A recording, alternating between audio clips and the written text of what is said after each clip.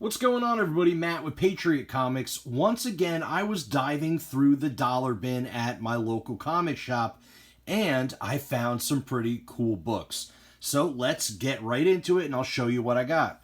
Starting off with a little independent, we have Vampirella Strikes #1 from Harris Comics.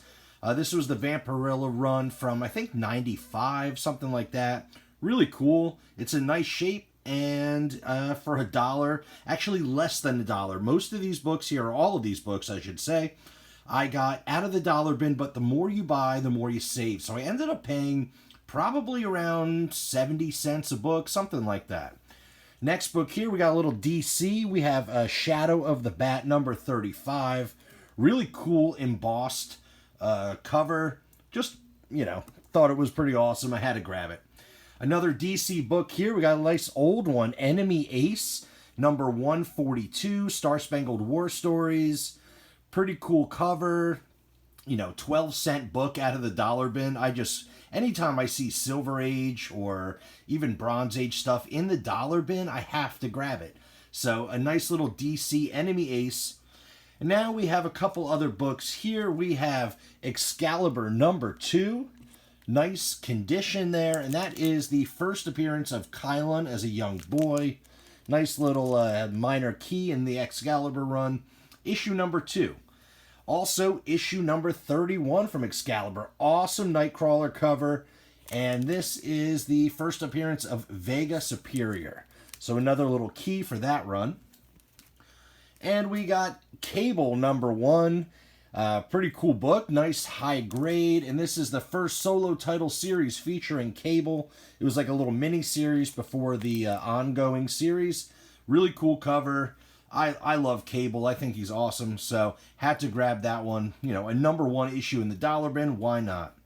And then we have some X-Men here, #7. Really cool Wolverine and Omega Red cover. Also, issue #8, Newsstand, and this is the first appearance of Belladonna, which was Gambit's ex-wife, and, awesome Bishop, Rogue, and Gambit cover, Newsstand edition, not too bad at all. Also had #9 from that run, also Newsstand, awesome Wolverine and Ghost Rider cover, and then issue #13, really cool. Nice condition books. I had to grab them. I like this. I mainly collect the Uncanny X-Men series, but I also collect this volume as well. Now we got some Daredevil. This one's kind of in mid-grade, but Daredevil 237. Pretty cool looking book there. I don't think that's a key, no. All right. We also have Daredevil 279. Not a key, but a cool little book. I needed it for my Daredevil run. And then also, Daredevil 321, Fall from Grace Chapter 2. Really cool glow-in-the-dark cover, debuting Daredevil's new costume, and just a really cool book there. Also, a couple modern books that I wanted to grab just because I looked them up on Key Collector when I was searching through the dollar bin, and, they were worth, definitely more than $1. So, Fallen Angels #1. Really cool modern book here. First team appearance of the Fallen Angels with X-23, Cable, Psylocke, and Quanin. First appearance of Quanin's daughter and first mention of Apoth. So kind of a cool little minor key book in as a modern book. So I grabbed that one. It's in really high grade. And then I saw this one too. They actually had like 5 or 6 copies of each of these books. I just grabbed the one that was the nicest. Falcon and Winter Soldier #1. Super cool cover.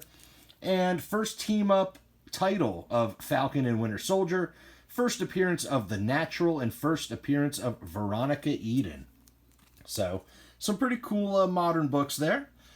And then also, I've been picking up any kind of like retro video game comics that I could find. I recently found some Sonic books in the dollar bin. And I found Double Dragon #2. Double Dragon was an awesome game, and just a cool little nostalgic book there for less than $1. Why not? Also, Silver Surfer #85. It's a newsstand, which is cool, and it's got Wonder Man. It's got Storm. And just a pretty cool looking book there. Also, Deathlock #1, the special. It's a 1 in 4 issue limited series, newsstand edition. Pretty cool book there.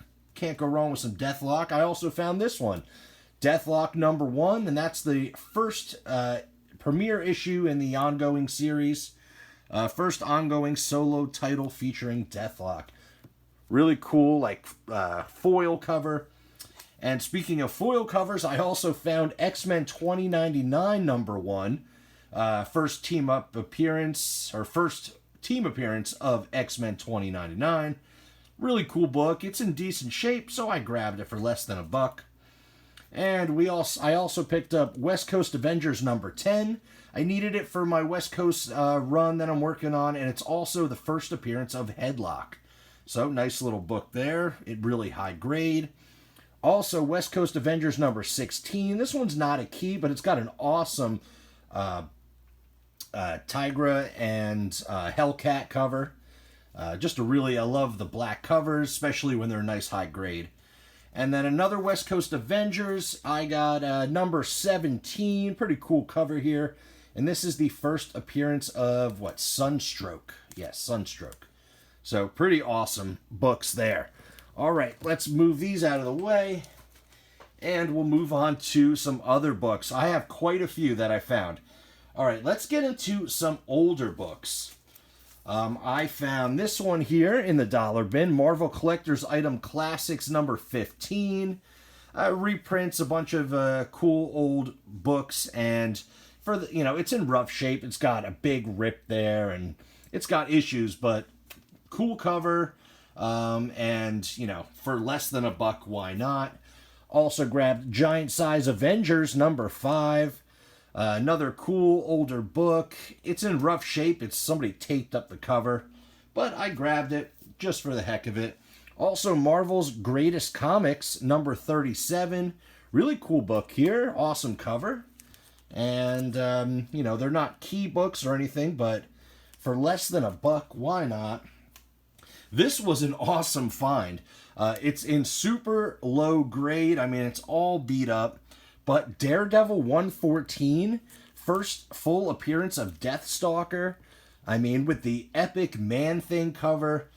I've actually been looking for this book at a decent price. Of course, I want it in a little bit nicer grade than this.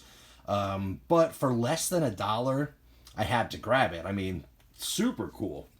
And also, I had to pick these up too, just because I just had to. Another Daredevil book here. This is Daredevil #72. But as you see, the cover's been cut. The comic shops or newsstands, they would chop off the labels or the covers to send back to the distributor to get money back on books they didn't sell. And then they would just have leftover books like this, missing covers or missing half the cover. But, I mean, the bottom half of the cover's in really nice condition. The whole book is really nice.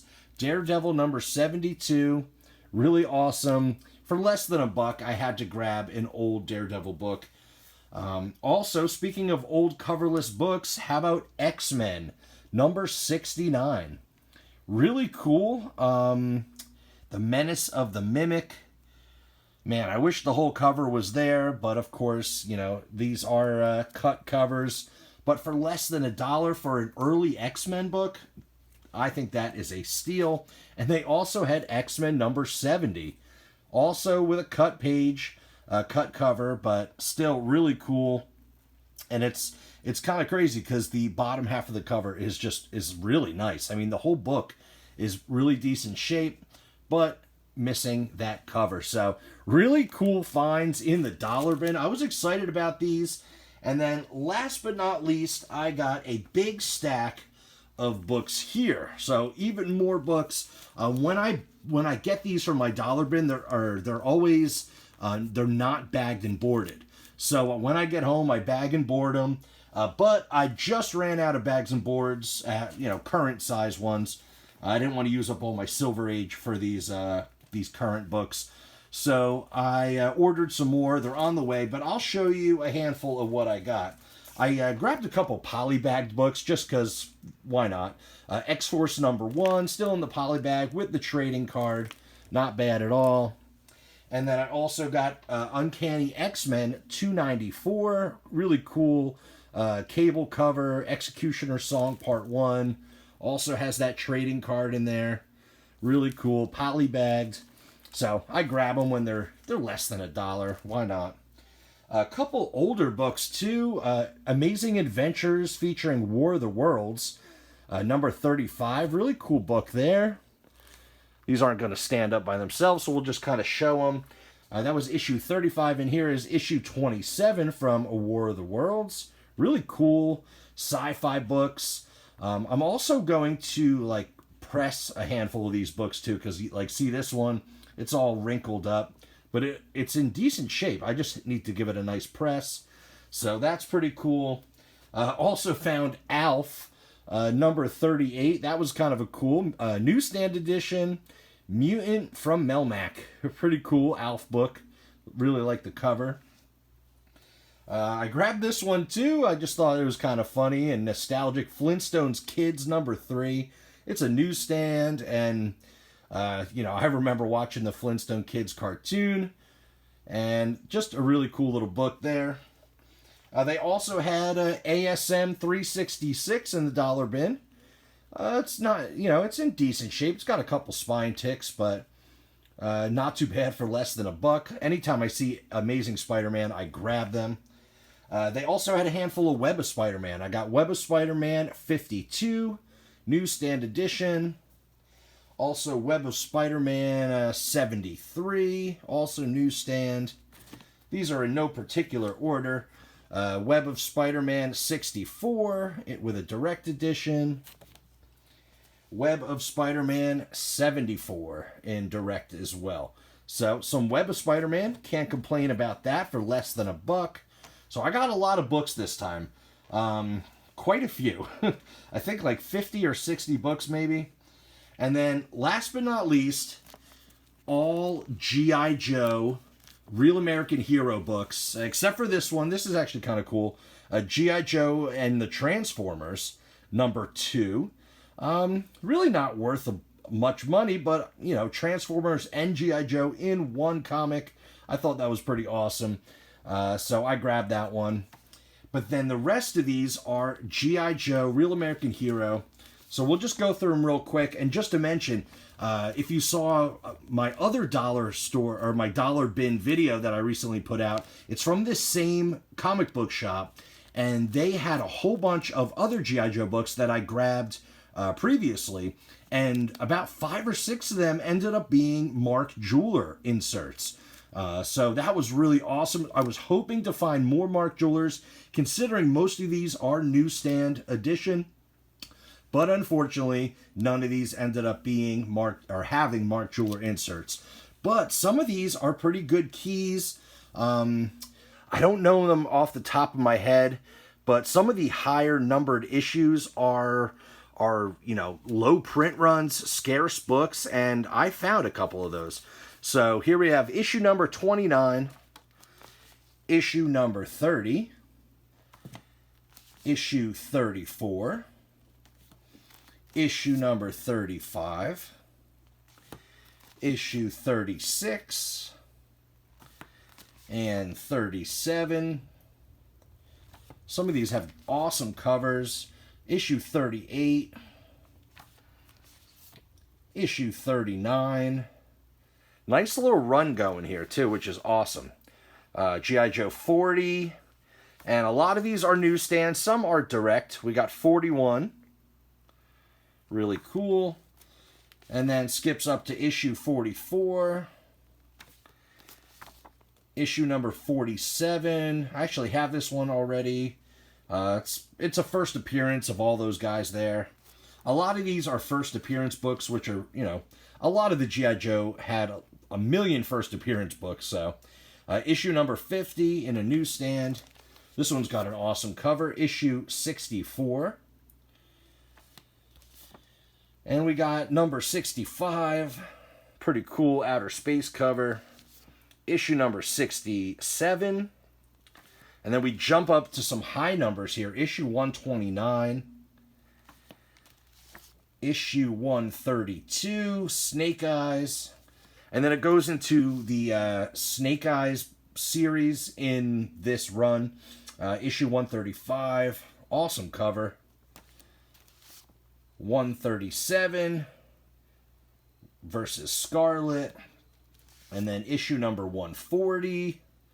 Really cool Cobra Commander and just, oh, and Transformers too. That's awesome. I didn't even realize Transformers was in that one. Issue 145, really cool Cobra cover. And then Snake Eyes and Cobra, issue 150. And this one, it's, you know, I'm going to give it a press and a cleaning, and I'm going to make this one look real good.